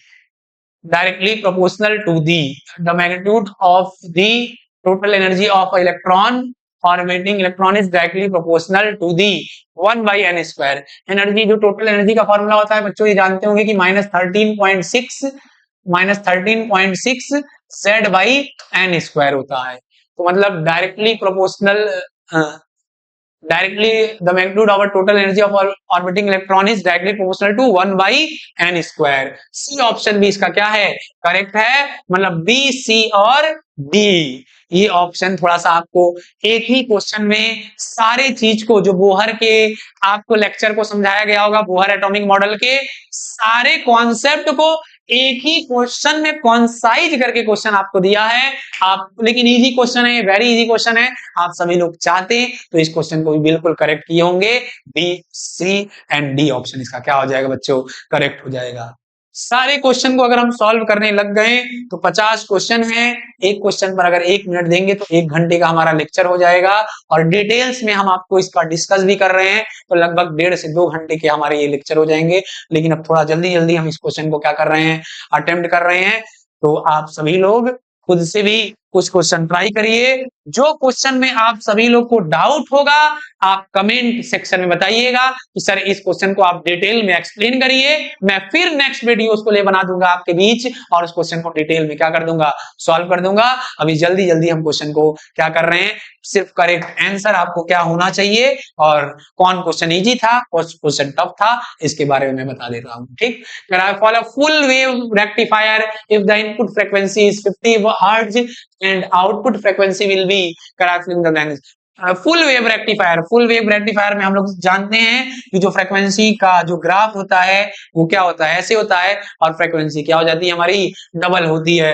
50 hertz दिया है फुल वेव रेक्टिफायर में, आंसर क्या हो जाएगा इसका 100 हर्ट्ज, उसकी क्या हो जाएगी डबल फ्रीक्वेंसी हो जाएगी, 100 हर्ट्ज क्या हो जाएगी इसकी फ्रीक्वेंसी हो जाएगी। क्वेश्चन नंबर 27 की अगर हम बात करें, क्वेश्चन नंबर 27 हमारा करा है for an electric dipole in a non uniform electric field with dipole moment parallel to the electric field. Dipole moment parallel to the electric field, dipole moment क्या है, पैरेलल है। The force F and torque tau on the dipole. तो non uniform electric field में force तो not equal to 0 होता है, मतलब ये ऑप्शन और ये ऑप्शन तो हो ही नहीं सकता सेकंड और थर्ड में। लेकिन पैरेलल का रहा है, मतलब जो डाइपोल है वो इलेक्ट्रिक फील्ड के पैरेलल है।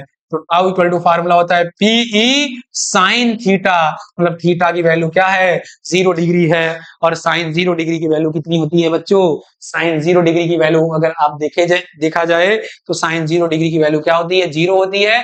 तो टॉर्क की वैल्यू क्या हो जाएगी यहाँ पर 0 हो जाएगी। तो यहाँ पे जो सेकंड ऑप्शन है क्या हो जाएगा, करेक्ट हो जाएगा।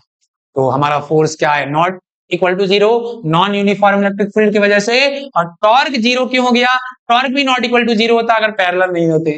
90 डिग्री भी रहते तो क्या होता, मैक्सिमम टॉर्क हो जाता, पी हो जाता।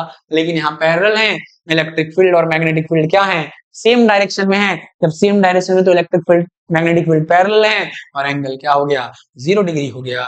और ये भी ऑप्शन सेकंड ऑप्शन क्या हो जाएगा, करेक्ट हो जाएगा बच्चों। नेक्स्ट क्वेश्चन को हम लोग देखा जाए, ये भी इजी क्वेश्चन है। कह रहा है two large plane parallel sheets shown in the figure equal but opposite surface charge density plus sigma and minus sigma a point charge Q placed at P1, P2 and P3 experience forces F1, F2, F3।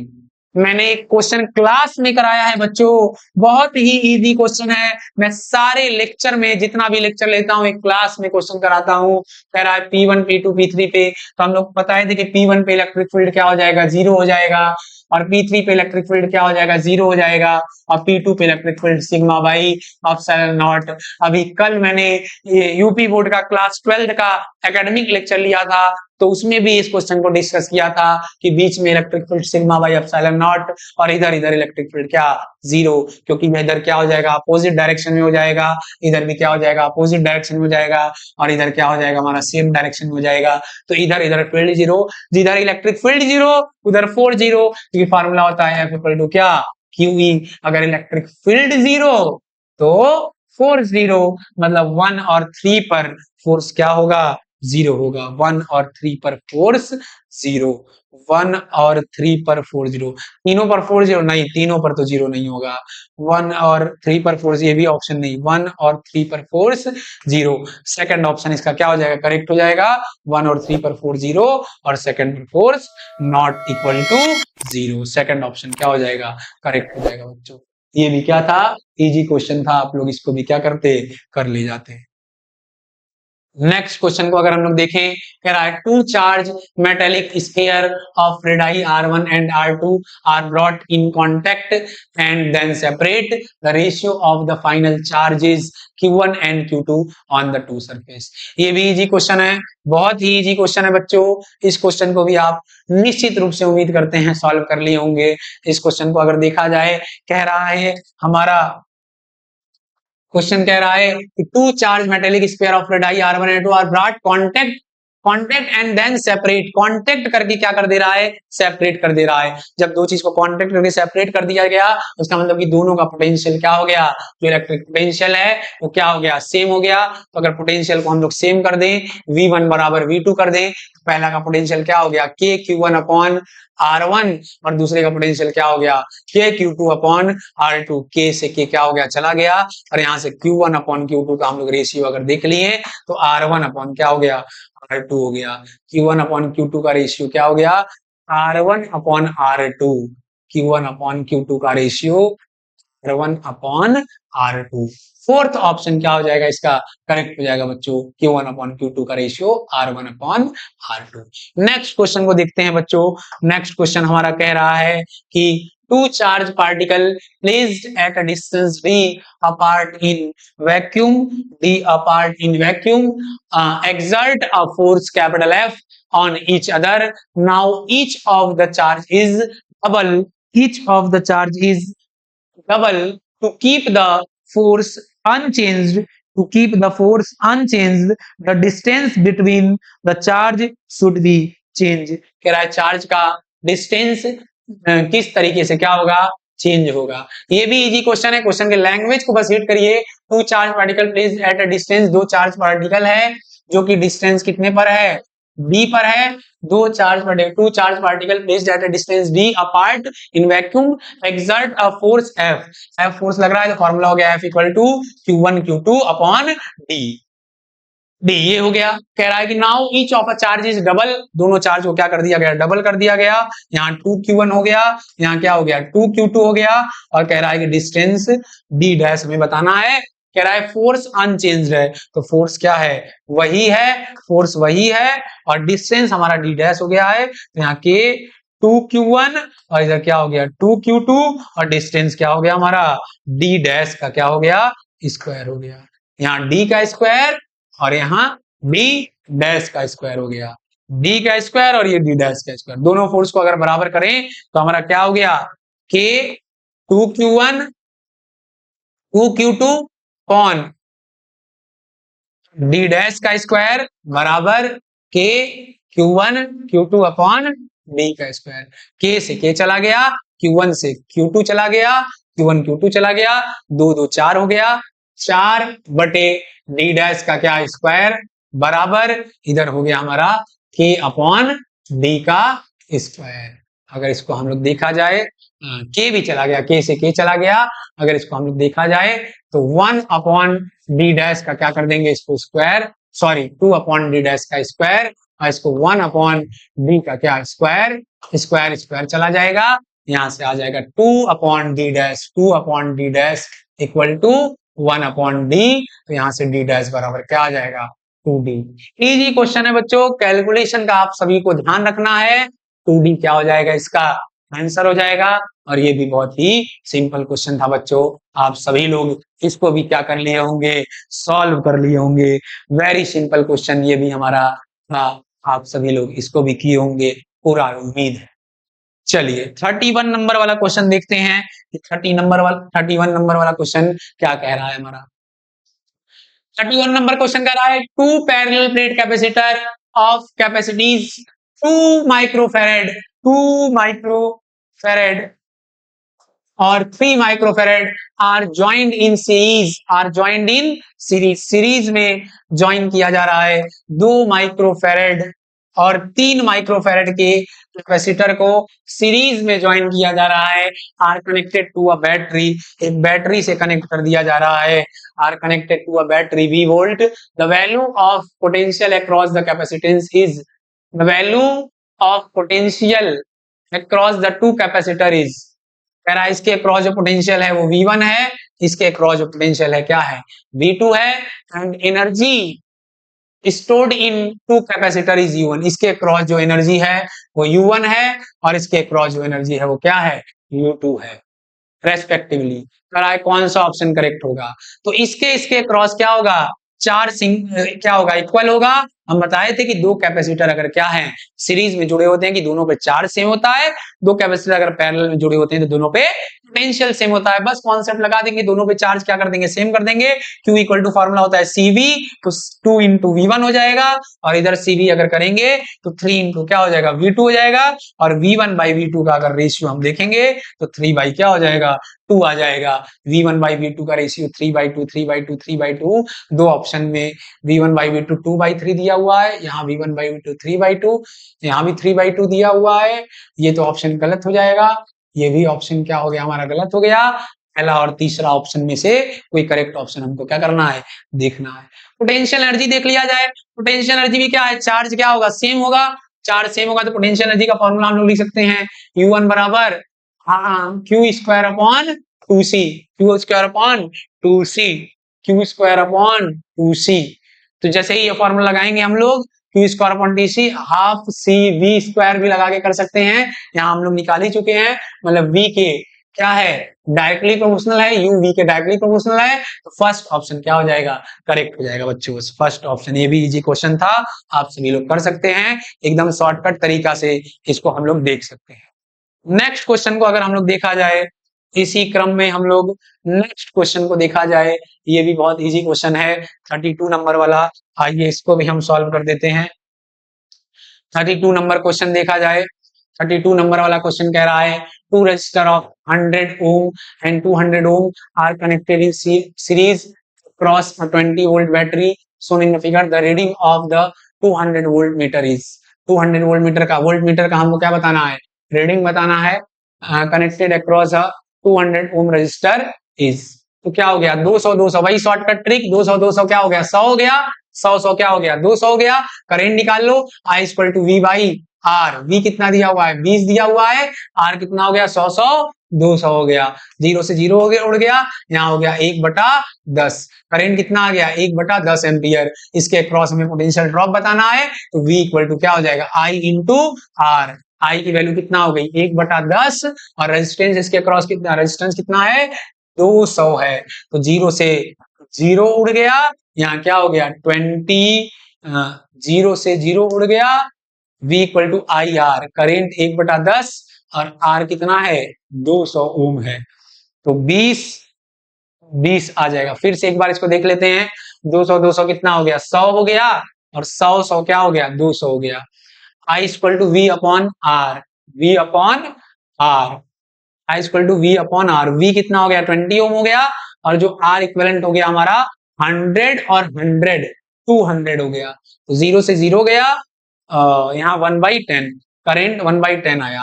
यहाँ से जो current निकल रहा है 1/10 ampere निकल रहा है, तो गया गया गया, इसके क्रॉस हमारा जो पोटेंशियल ड्रॉप हुआ V equal to I R का हुआ, आई आर का, आई है 1/10 और R है इसका 100, 0 से 0 चल गया। 10 वोल्ट का इसके cross potential drop, total 20 volt था, तो इसके क्रॉस 10 वोल्ट, तो इसके क्रॉस भी 10 वोल्ट। यहाँ जो 100 है, यहाँ 200 नहीं लेना है बच्चों, यहाँ 100 लेके सॉल्व करना है, ठीक, क्योंकि इक्विवेलेंट इसका क्या है 100 है, और पैरेलल में वोल्टेज क्या होता है सेम होता है। तो इसका जो आंसर आ जाएगा थर्ड ऑप्शन क्या हो जाएगा, करेक्ट हो जाएगा। ठीक है बच्चों, ये भी इजी क्वेश्चन था। नेक्स्ट क्वेश्चन को अगर हम लोग देखें तो नेक्स्ट क्वेश्चन हमारा कह रहा है the current through a 4.3 ohm external resistance connected to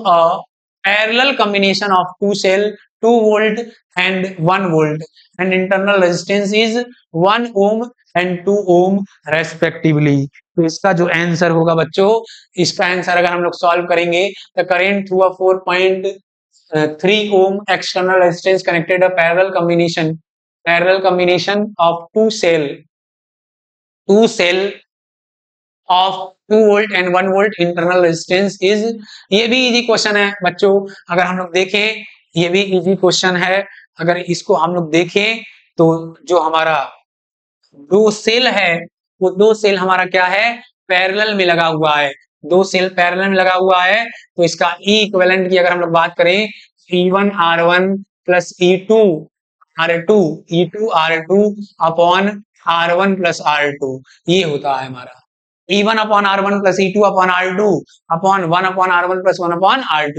तो R1 R2 दोनों साइड से हो जाता है, तो हम लोग ये E निकालेंगे तो हमारा E इफेक्टिव कितना आ जाएगा, इस फॉर्मूला पे निकाल लेना बच्चों। इसी तरीके से R इक्विवेलेंट निकालोगे तो R इक्विवेलेंट कितना आ जाएगा, R इक्विवेलेंट हो जाएगा 2 into 1 अपॉन 2 प्लस 1, 2 into 1 हो गया 2, 2/3 हमारा हो गया क्या, R इक्विवेलेंट। इसको भी सॉल्व भी कर लिया जाए, इसको सॉल्व करके देखा जाए तो E की वैल्यू कितना है, E की वैल्यू है 2, R1 की वैल्यू है हमारा 1 प्लस E2 की वैल्यू है 1, R2 की वैल्यू है 2 अपॉन R1 R2 कितना है 3 है।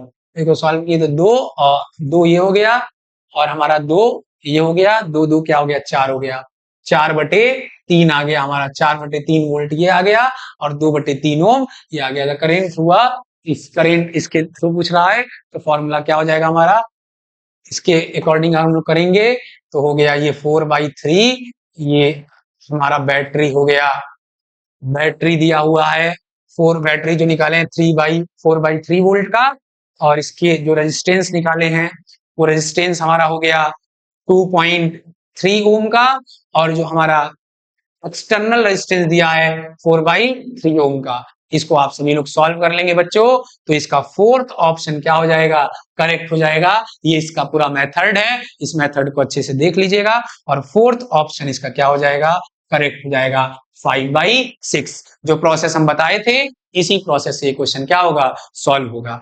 नेक्स्ट अगर क्वेश्चन पे हम लोग जाएं तो नेक्स्ट क्वेश्चन हम लोग देख रहे हैं, नेक्स्ट क्वेश्चन कह रहा है a metallic wire of uniform area of cross section has resistance capital R, resistivity rho and power P at V volt. The wire is uniformly staged to reduce the radius to half the original radius. The value of resistance, resistivity and power rating at V volt is now denoted R dash, rho dash and P dash। ये भी question एकदम easy है बच्चों, अगर आप लोग solve करेंगे जिस तरीके से फॉर्मूला बेस हम लोग क्लास में क्वेश्चन कराए थे, तो थर्ड ऑप्शन इसका क्या हो जाएगा, करेक्ट ऑप्शन हो जाएगा। 35 नंबर वाला क्वेश्चन अगर हम लोग देखें तो 35 नंबर क्वेश्चन कह रहा है 3 magnetic material are listed below paramagnetic, diamagnetic, ferromagnetic, choose the correct order of material in increasing order. Magnetic susceptibility एक थोड़ा याद करने वाला क्वेश्चन है, अगर इसको हम लोग देखेंगे तो सबसे ज्यादा अगर मैग्नेटिक सस्पेक्टिबिलिटी किसी का होता है तो फेरोमैग्नेटिक मटेरियल का होता है। इसका थर्ड ऑप्शन क्या हो जाएगा, करेक्ट हो जाएगा। थर्ड ऑप्शन हम लोग कह सकते हैं कि फेरोमैग्नेटिक की मैग्नेटिक सब्सिबिलिटी क्या होती है, सबसे ज्यादा होती है, फिर पैरा का होता है, फिर क्या होता है, डाई का होता है। 35 नंबर का ऑप्शन जो हो जाएगा थर्ड ऑप्शन इसका क्या हो जाएगा, करेक्ट हो जाएगा। नेक्स्ट क्वेश्चन की बात करें, two infinite long straight parallel conductor carrying a current I1 I2 are held at a distance d apart in the vacuum. The force on a length L on the conductor due to other is। ये भी very easy question है बच्चों, एक class में कराया गया था कि दो पैरेलल करंट कैरिंग वायर होता है, दो पैरेलल करंट कैरिंग वायर, अगर करंट इसमें I1 फ्लो हो रहा है, I2 फ्लो हो रहा है, तो इसका जो फोर्स पर यूनिट लेंथ का फॉर्मूला होता है हम लोग बताए थे कि म्यू नॉट अपॉन 4 पाई 2I1 I2 upon D, 2I1 I2 upon D, ये हमने क्वेश्चन को बताया था। तो यहाँ से क्या है, कराए the force F on a length L on a conductor अगर तो क्या हो जाएगा, जो हमारा फोर्स है वो डायरेक्टली प्रोपोर्शनल है I1 I2 के, और लेंथ के भी क्या है, अगर लेंथ को हम उधर भेज दें तो लेंथ के भी क्या है, डायरेक्टली प्रोपोर्शनल है। यहाँ पे थर्ड ऑप्शन क्या हो जाएगा, करेक्ट ऑप्शन हो जाएगा यहाँ पे तीसरा वाला।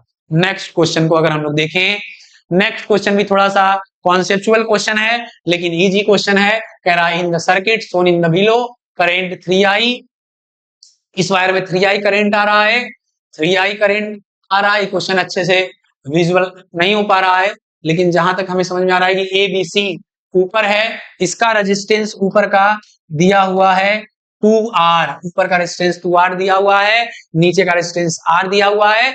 इधर से करंट आ रहा है 3I का, इधर से 3I का करंट आ रहा है, 3i का करंट आ रहा है, कराए the magnetic field at the centre of the loop. इसके सेंटर पे हमें क्या पूछ रहा है?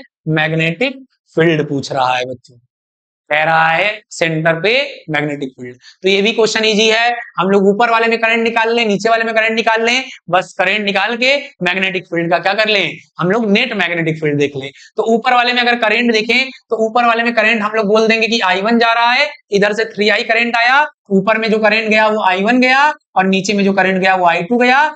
I1 हम लोग करंट निकालते हैं तो क्या लेते हैं, नीचे वाला रेजिस्टेंस अपॉन टोटल रेजिस्टेंस, नीचे वाला रेजिस्टेंस अपॉन टोटल रेजिस्टेंस, और इंटरनल हमारा जो करंट है 3i है। इसको हम लोग सॉल्व करेंगे तो क्या आ जाएगा, R अपॉन 2R, R कितना हो गया, 3R हो गया बच्चों, और इधर हो गया 3i, R से R चला गया, 3 से 3 चला गया, तो हमारा जो I1 की वैल्यू आ गई वो क्या आ गई, I, मतलब जो ऊपर करंट जाएगा वो I जाएगा। ऊपर करंट कितना चला गया, I। अब नीचे कितना करंट जाएगा इसको देख लेते हैं। नीचे का रेजिस्टेंस कितना है, R है, तो नीचे करंट जा रहा है, हम मान ले रहे हैं I2। नीचे I2 करंट जा रहा है, ऊपर वाले का रेजिस्टेंस लेंगे 2R अपॉन टोटल रेजिस्टेंस कितना हो गया 3R, और हमारा जो करंट आ रहा है वो क्या है 3i है। R चला गया, इधर 3 से 3 चला गया, नीचे जो करंट आ गया वो आ गया 2i, मतलब यहां से 3i का करंट आ रहा था, ऊपर चला गया I और नीचे चला गया क्या 2i, तो 3i total I plus 2i कितना हो गया 3i हो गया।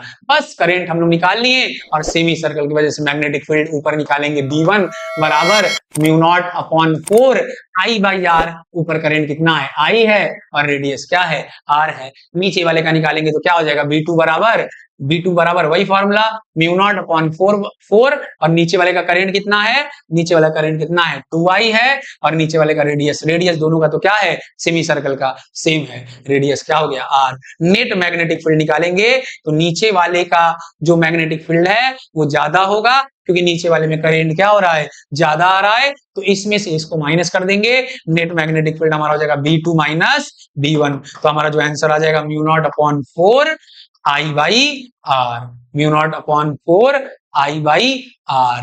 और जो नेट मैग्नेटिक फील्ड है वो क्या है आउटवर्ड है, तो आउट ऑफ, पहला ऑप्शन क्या हो जाएगा करेक्ट हो जाएगा बच्चों, mu naught upon 4 pi mu naught upon 4 I by R। ये क्वेश्चन क्या हो जाएगा करेक्ट हो जाएगा। नेक्स्ट क्वेश्चन को अगर हम लोग देखें, क्वेश्चन नंबर 38, तो कह रहा है square loop with each side 1 centimetre carrying a current of 10 ampere is placed in a magnetic field 0.2 Tesla. The direction of a magnetic field parallel to the torque experienced by the loop is। Torque का formula हम लोग पढ़े हैं, torque का formula बच्चों जानते होगे आप। टॉर्क का फॉर्मूला अगर एक स्क्वायर लूप को रख दें तो टॉर्क का फॉर्मूला हम लोग जानते हैं vector cross B vector, M vector cross B vector को लिख सकते हैं एम बी साइन थीटा, और अच्छे से लिखेंगे तो एम इक्वल टू क्या होता है N I A B sine theta. Theta यहाँ 90 डिग्री है, ताऊ इक्वल टू हो जाएगा एन आई ए बी। इस फॉर्मूला पे लगा के सॉल्व कर लेंगे, सारा डेटा दिया हुआ है, सेकंड ऑप्शन इसका क्या हो जाएगा करेक्ट हो जाएगा। नेक्स्ट क्वेश्चन देखें, नेक्स्ट क्वेश्चन भी क्लास में एकदम कराया गया क्वेश्चन है बच्चों। क्या करा है, in an AC circuit the current leads voltage. Current क्या कर रहा है लीड कर रहा है। करेंट लीड किसमें करता है, करंट लैग करता है बच्चों किसमें इंडक्टिव सर्किट में, और करंट लीड करता है किसमें कैपेसिटिव सर्किट में। और प्योर रेजिस्टिव सर्किट में क्या होता है करंट और वोल्टेज सेम फेज में होते हैं, तो यहाँ पे इसका आंसर क्या हो जाएगा purely capacitive circuit, purely capacitive circuit. Next question को अगर हम लोग देखें, नेक्स्ट क्वेश्चन को अगर देखा जाए तो नेक्स्ट क्वेश्चन हमारा हो जाएगा in pair of adjacent coil for the change इस पे changes the current in a one of the coil from the 0 ampere to 10 ampere is 0.25. The magnetic flux is adjacent coil changes by 15 Weber. The mutual induction of the coil is mutual induction। इसको अगर formula से solve करेंगे तो ये भी easy question है बच्चों। इसका फॉर्मूला क्या होता है म्यूचुअल इंडक्शन का, म्यूचुअल इंडक्शन का फॉर्मूला आपको क्लास में बताया गया होगा। फॉर्मूला होता है small E equal to capital M D I by D T, ये फॉर्मूला होता है। अगर हम सॉल्व करेंगे तो हमारा हो जाएगा, इस फॉर्मूला में सॉल्व करेंगे, E इक्वल टू क्या हो गया, d∅dt, और इधर हो गया कैपिटल M, इधर हो गया di/dt। dt dt क्या हो जाएगा, चला जाएगा। d∅ हमको निकालना है म्यूचुअल इंडक्शन की value, adjacent coil for the change current. Current change हो रहा है हमारा 10 से चेंज हो रहा है, 0 से 10 चेंज हो रहा है, टाइम का चेंज इतना है। Magnetic flux of change is 15 weber, 15 weber, 15, इसको सॉल्व करेंगे तो 15 अपॉन 10 1.5 निकल कर आ जाएगा, 15 अपॉन 10। वेरी इजी क्वेश्चन हमारा ये भी है। नेक्स्ट क्वेश्चन अगर हम देखेंगे तो कह रहा है, a wire of a irregular shape is figure A and circular coil of wire figure B are placed in different uniform magnetic field shown in the figure below. A, the magnetic field is perpendicular to the plane. The magnetic field is perpendicular. देखा जाए तो magnetic field perpendicular है, और कह रहा है wire is irregular shape, a circular coil of B placed in different uniform magnetic field as shown in the figure. The magnetic field perpendicular to the, तो इस दोनों केस में इसका हो जाएगा करेंट का डायरेक्शन हमको निकालना है। इसमें मैग्नेटिक फील्ड इनवर्ड है, इसमें मैग्नेटिक फील्ड आउटवर्ड है, तो जो दोनों का डायरेक्शन आ जाएगा एंटी क्लॉकवाइज, दोनों में आ जाएगा हमारा anti clockwise in both A and B, दोनों केस में एंटी क्लॉकवाइज आ जाएगा। 41 नंबर तक क्वेश्चन हम लोग बच्चों सॉल्व कर दिए। ये भी इजी क्वेश्चन है, क्लास में बताया हुआ क्वेश्चन है, ग्राफ का है। Match list A 4 graphs showing variation opposition to flow the graph पूछ रहा है। तो दो होता है इंडक्टिव और कैपेसिटिव। इंडक्टिव होता है एक्सएल इक्वल टू फॉर्मूला होता है ओमेगा एल, और एक्सी इक्वल टू फॉर्मूला होता है 1 अपॉन ओमेगा सी। ओमेगा की वैल्यू होती है 2 पाई एफ, 2 पाई एफ। जैसे ही रखेंगे तो यहाँ जो एक्सएल है वो एफ के डायरेक्टली प्रोपोर्शनल हो जाएगा, और यहाँ एक्सी है एफ के इनवर्सली, मतलब एफ बढ़ने पर एक्सी क्या हो जाएगा, घटेगा। तो इसका अगर ऑप्शन देखा जाए, मैच कराया जाए इसमें, तो हमारा ये हमारा एफ बढ़ने पर घटता है, एफ बढ़ने पर हमारा घटता है, तो ये वाला ऑप्शन सी में घटेगा। तो प्योरली कैपेसिटिव ये हमारा हो जाएगा क्या, कैपेसिटिव का, ये हो गया कैपेसिटिव का, और ये हमारा हो गया किसका, इंडक्टिव का। मतलब बी का तीसरा और सी का दूसरा, बी का तीसरा और सी का दूसरा, बी का हमारा तीसरा हो गया, बी का तीसरा किसमें है, इसमें है बी का तीसरा, किसी में नहीं है, एक ही में है। सेकंड ऑप्शन क्या हो गया हमारा, करेक्ट हो गया, ये वाला ऑप्शन क्या हो गया, करेक्ट। ये वेरी इजी क्वेश्चन है। In electron wave is the ratio of energy density का रेशियो क्या होता है, 1:1 होता है। नेक्स्ट क्वेश्चन को अगर हम लोग देखा जाए 43 के बाद 44, ये भी वेरी इजी क्वेश्चन है, सीरीज ही पूछ दिया, पूरा इलेक्ट्रोमैग्नेटिक स्पेक्ट्रम का सीरीज याद कराते हैं, ये भी इजी क्वेश्चन है। देखा जाए तो इसका थर्ड ऑप्शन क्या हो जाएगा, करेक्ट हो जाएगा, radio waves, microwaves, infrared, visible और एक्सरे। ठीक, ये भी क्या है, easy question, decreasing order of क्या पूछ रहा है, वेवलेंथ पूछ रहा है। 45 भी थोड़ा सा याद करने वाला क्वेश्चन था, आपको ध्यान रखना था इस क्वेश्चन को। कह रहा है कि एक्सरे का यूज कहां करते हैं, bomb bearing large atomic x-ray chapter में आपको पढ़ाया गया होगा कि जो एक्सरे है वो बॉम्ब बेयरिंग लार्ज एटॉमिक इसमें करते हैं। तो सी का क्या हो जाएगा, सी का चौथा ऑप्शन किसमें दिया हुआ है, सी का फोर्थ ऑप्शन इसमें है, और सी का फोर्थ ऑप्शन इसमें है। और भी इसमें देखना पड़ेगा, रेडियो वेव्स क्या है, एलसी ऑसिलेशन होता है। तो मतलब डी का पहला किसमें है, डी का पहला किसमें है, ये सेकंड ऑप्शन इसका क्या हो जाएगा, करेक्ट हो जाएगा बच्चों। नेक्स्ट क्वेश्चन को देख लिया जाए। नेक्स्ट क्वेश्चन हमारा कह रहा है in the figure given below, APB is a curved surface of radius curvature 10 cm separating air and a transparent material mu equal to 4/3. A point object O is placed in air on the principal axis of a surface 20 cm. Principal axis of a surface 20 cm from P. The distance of U की value दिया हुआ है 20 centimetre और radius of curvature. ये भी बहुत ही easy question है, बिल्कुल फॉर्मूला बेस्ड क्वेश्चन है।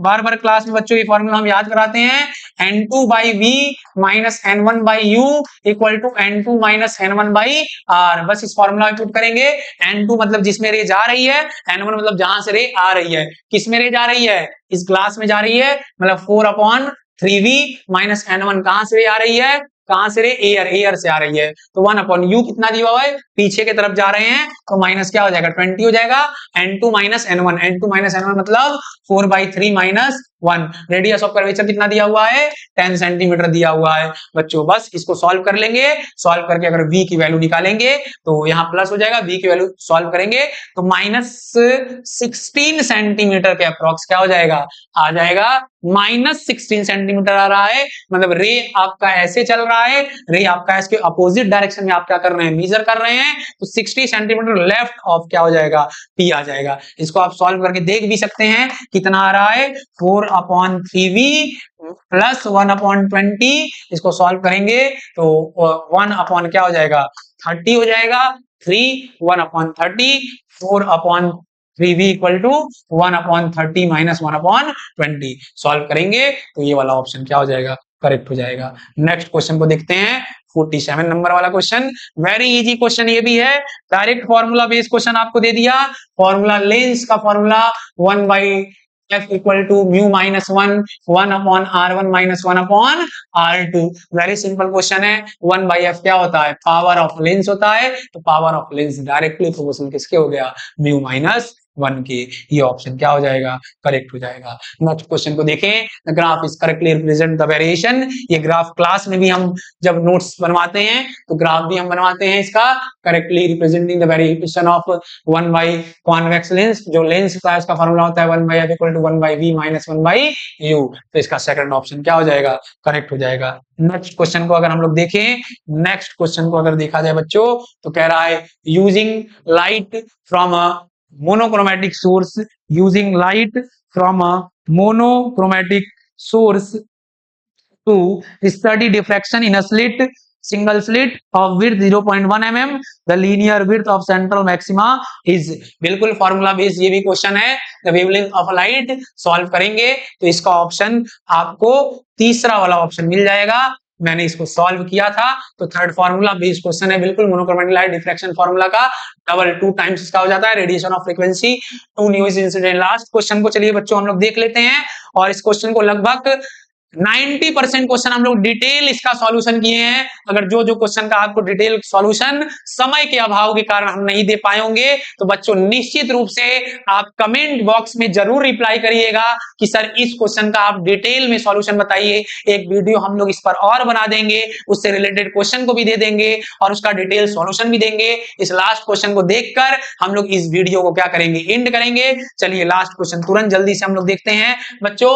लास्ट क्वेश्चन हमारा कह रहा है, लास्ट क्वेश्चन कह रहा है the radiation of frequency 2 nu naught is incident on a metal with threshold frequency nu naught, the correct statement of the following is. ये भी वेरी इजी क्वेश्चन है बच्चों, filling the blanks with the correct. कह रहा है frequency, radiation of frequency जो 2 nu naught is incident on a metal surface.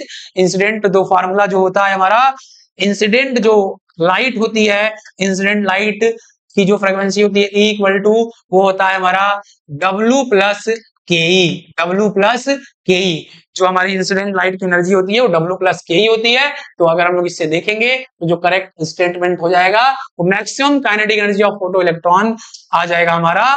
Third option क्या हो जाएगा, करेक्ट हो जाएगा। मैंने पूरे पेपर को बच्चों एकदम डिटेल में डिस्कस किया है, डिटेल में वीडियो सॉल्यूशन दिया है। आप इस वीडियो को जरूर देखिएगा और जो भी क्वेश्चन में आपको डाउट होगा और जो भी क्वेश्चन का हम लोग डिटेल सॉल्यूशन आपके सामने नहीं दे पाए हैं, निश्चित रूप से आप कमेंट बॉक्स में जरूर रिप्लाई करिएगा। एक वीडियो हम लोग 20 मिनट 25 मिनट का फिर बना देंगे और उसको पूरा डिटेल सॉल्यूशन के साथ उसके रिलेटेड कॉन्सेप्ट भी आपको देंगे। और अच्छे से पढ़ाई करते रहिए। All the very best. जिसका पेपर अच्छा गया है उसको ढेर सारी शुभकामनाएं, जिसका पेपर अच्छा नहीं गया है वो एक बार फिर से तैयारी करिए पूरी मेहनत के साथ, पूरी लगन के साथ। हम सभी लोग अब इस बार आप सभी के साथ ऑफलाइन के साथ ऑनलाइन प्लेटफॉर्म पर भी हैं और आप सभी के साथ जो हर मदद प्रयास होगा